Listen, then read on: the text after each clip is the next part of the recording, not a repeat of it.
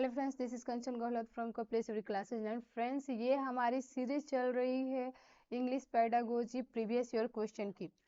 तो हम इसमें डिस्कस कर रहे हैं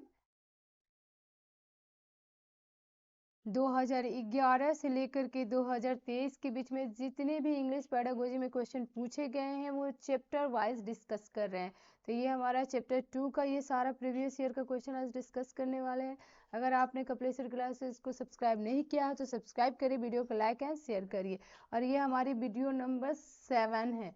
इससे पहले मैंने 6 वीडियोज़ में आपके प्रीवियस ईयर क्वेश्चन डिस्कस कर दिए हैं। तो चलिए हम देखते हैं। तो पहला जो आज का प्रीवियस ईयर का क्वेश्चन है ना, वो हमारा क्वेश्चन है, इन ए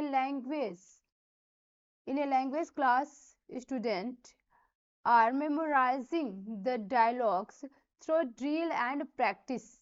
जो क्लास के स्टूडेंट है ना, लैंग्वेज क्लास के स्टूडेंट्स, वो मेमोराइज कर रहे हैं, अपने जो स्टूडेंट्स है वो मेमोराइज कर रहे हैं किस मेथड के द्वारा? ड्रिल एंड प्रैक्टिस मेथड के द्वारा वो लैंग्वेज को क्या कर रहे हैं? मेमोराइज करने का काम कर रहे हैं।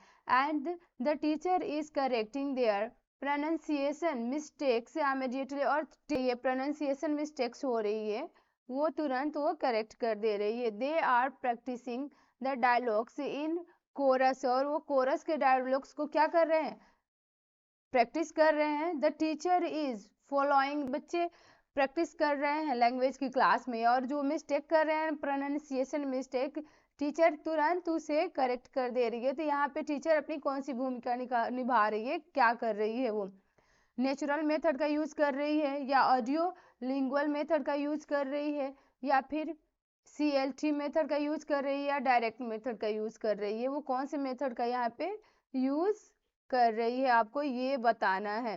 ठीक है, तो पहले का हमारा क्या हो जाएगा? पहले का जो हमारा करेक्ट आंसर हो जाएगा ना, वो हो जाएगा बी नंबर। ठीक है ना, वो ऑडियो लिंगुअल मेथड का यूज करके बच्चों को तुरंत करेक्ट करने का वर्क कर रही है। यानी जो क्या कह रहा है the oral error of the student can be best corrected if the teacher। अगर किसी बच्चे में ओरल वो जो मिस्टेक कर रहा है ना, अगर टीचर कैसे उसको करेक्टेड करेगी, ठीक है ना, उसके एरर को, ठीक है ना, जो वो बेस्ट मेथड क्या होगा, ये भी देखो आप। ये 2021 में पूछा गया है और 2023 में भी ये क्वेश्चन इससे पहले वाले एग्जाम में पूछा जा चुका था। तो देख लेते हैं। पहला जो कह रहा है ना, point out the error in general and let the student try to correct himself first। यानी वो कह रहा है ना कि फर्स्ट क्या करेगा बच्चा? अपने एरर को फाइंड आउट करेगा, ठीक है, जो उसके जनरल एरर्स हो रहे हैं उसको फाइंड आउट करेगा और खुद ही उसे करेक्ट करने की कोशिश करेगा। सेकंड बी कह रहा है आपका, ignore the error as it may hamper their learning. अगर वो एरर बार बार आ रहा है, आपको कुछ भी पढ़ने में एरर आ रहा है बार बार, तो आप उस एरर को इग्नोर कर दो, नहीं तो वो आपके क्या कर रहा है? लर्निंग में वो आपको बाधा डाल रहा है। तो ये आप करोगे, ये तो कभी भी नहीं होगा।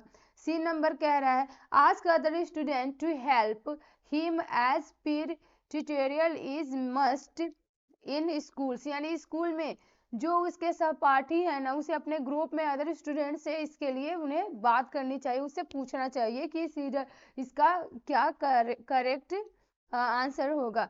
डी कह रहा है आपका, corrects an error directly after the student has met the error. यानी जब भी स्टूडेंट एरर कर रहा है ना, तभी आपको क्या करना है? तुरंत उसे करेक्ट करना है। ठीक है ना, हो जाएगा आपका, ठीक है ना, ए नंबर।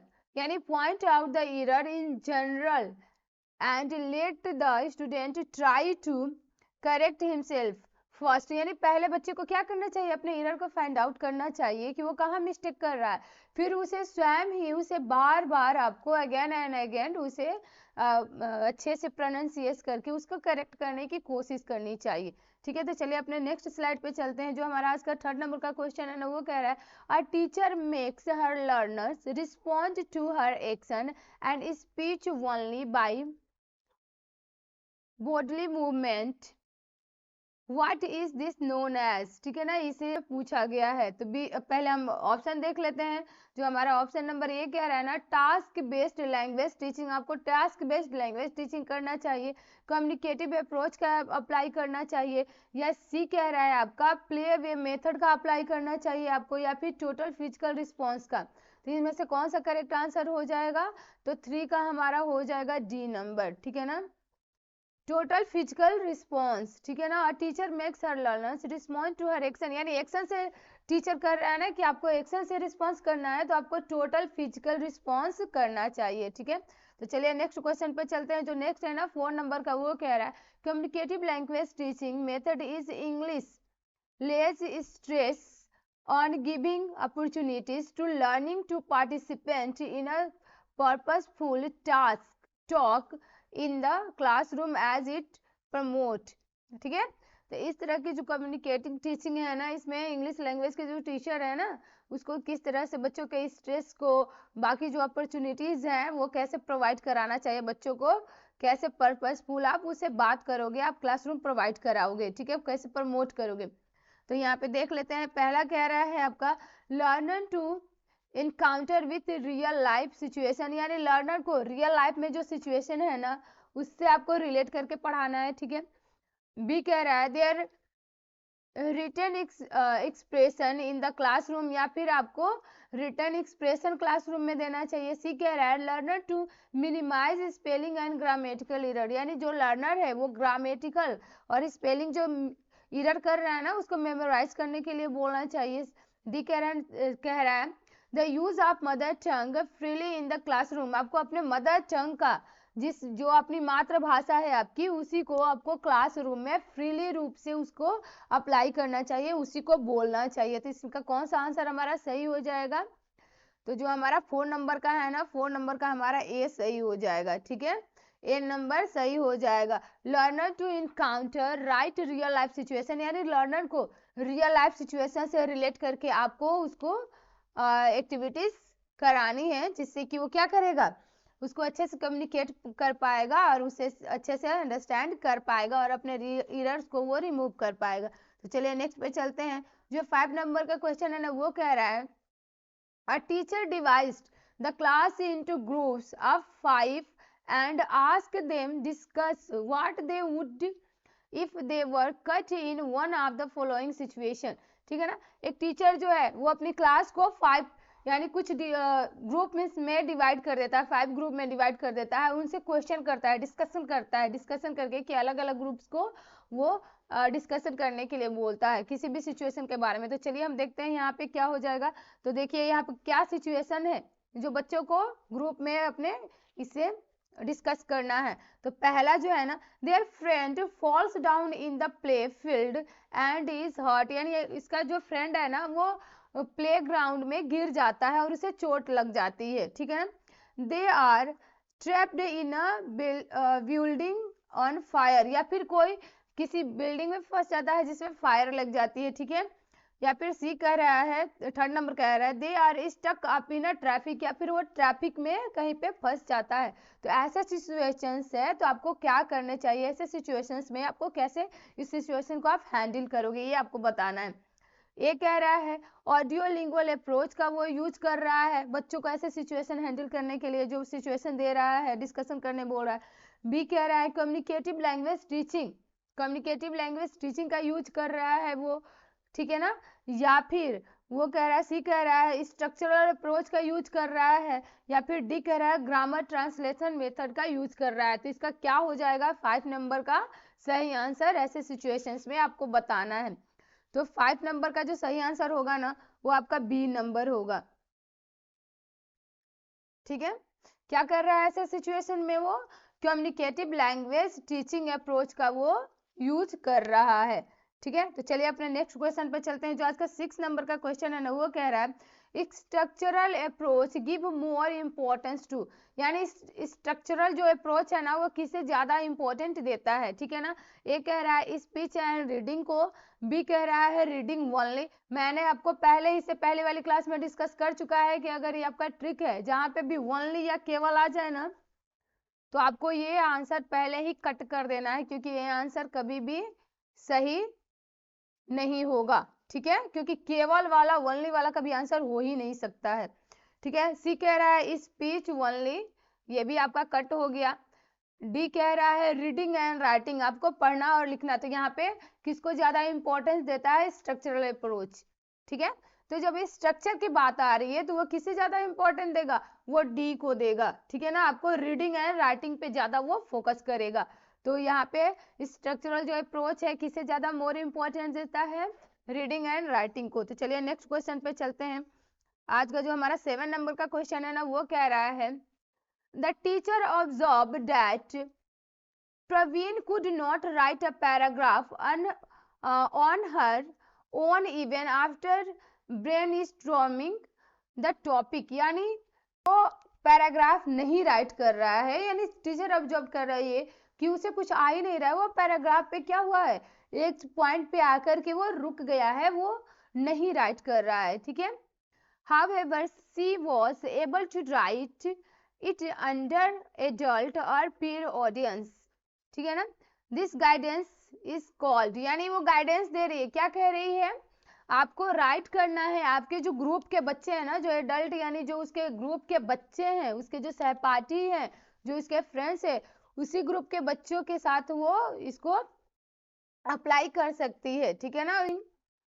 बी कह रहा है काउंसलिंग हो गया, सी कह रहा है इसको फोल्डिंग हो गया, और डी कह रहा है सोशियोलाइजेशन हो गया। तो ये क्या हो गया, इसका कौन सा आंसर सही हो गया, किस तरह से वो गाइडेंस कर रही है, तो हमारा 7 नंबर का जो सही होगा ना, वो सी नंबर सही हो जाएगा, ठीक है। इसको फोल्डिंग मेथड का वो यूज कर रही है, इस तरह से वो गाइडेंस कर रही है, ठीक है। तो चलिए हम अपने 8 नंबर पे चलते हैं। जो हमारा आज का 8 नंबर का क्वेश्चन है ना, वो कह रहा है आपका a teacher want to create a language, एक टीचर लैंग्वेज क्रिएट कर rich environment in her class, यानी एक टीचर जो है ना, जो लैंग्वेज टीचर है, वो अपने क्लास में लैंग्वेज के लिए वो एक अच्छा माहौल इन्वायरमेंट क्रिएट करना चाह रही है। सी शुड, तो वो क्या करेगी, ठीक है ना। आपको बताना है कि अगर लैंग्वेज टीचर अपने क्लासरूम में एक बेटर इन्वायरमेंट प्रोवाइड कराना चाह रहा है जिससे कि बच्चे इजीली सीख सके, तो वो क्या करेगा, उसे क्या करना होगा, ठीक है ना, ये आपको बताना है। तो चलिए हम देखते हैं। तो ये हमारा आप ये नंबर कह रहा है stabilize a language lab in her class, उसको अपने क्लासरूम में लैंग्वेज लैब बनाना चाहिए। या फिर बी कह रहा है motivate parents two by language games and activities, parents को मोटिवेट करना चाहिए कि आप लैंग्वेज जो गेम है ना वो बाई करो और वैसी एक्टिविटीज को। सी कह रहा है provide opportunity where the language is seen noticed and used by the children, यानी ऐसी अपॉर्चुनिटी बच्चों को प्रोवाइड करानी चाहिए ना, जहां पे बच्चे क्या करें, फ्रीली माइंड से, बच्चे फ्रीली माइंड से उसे नोटिस कर सके, देख सके और उसे अपने यूज में ला सके। या फिर डी नंबर कह रहा है ask student to use only, only वाला तो पहले ही कट गया, English while communicating in the class with the peers, यानी जब वो अपने क्लास में अपने सहपाठियों से बात करे ना, तो सिर्फ उसे इंग्लिश लैंग्वेज का ही उसे यूज करना है, आपको ये कहना चाहिए, ठीक है। तो सी का ओनली आ गया तो कट हो गया हमारा, ठीक है। बचा ये 3, तो 3 में सबसे बेटर क्या है, आपको बच्चों को ऐसी अपॉर्चुनिटी आपको प्रोवाइड करानी है ताकि बच्चा फ्री माइंड हो करके उसे वो नोटिस कर सके, देख सके और उसे वो पढ़ सके, ठीक है। तो सी इज द करेक्ट आंसर है, ठीक है। तो चलिए नेक्स्ट क्वेश्चन पे चल, 9 नंबर का वो देख लेते हैं। जो 9 नंबर क्या यहाँ पे कह रहा है, 9 नंबर कह रहा है a teacher gives a task of dialogue competition to class fifth student, class 5 के स्टूडेंट्स को टीचर एक टास्क दे रहा है कि आपको क्या करना है, डायलॉग कंपटीशन का एक टास्क दे रहा है क्लास में टीचर, ठीक है ना।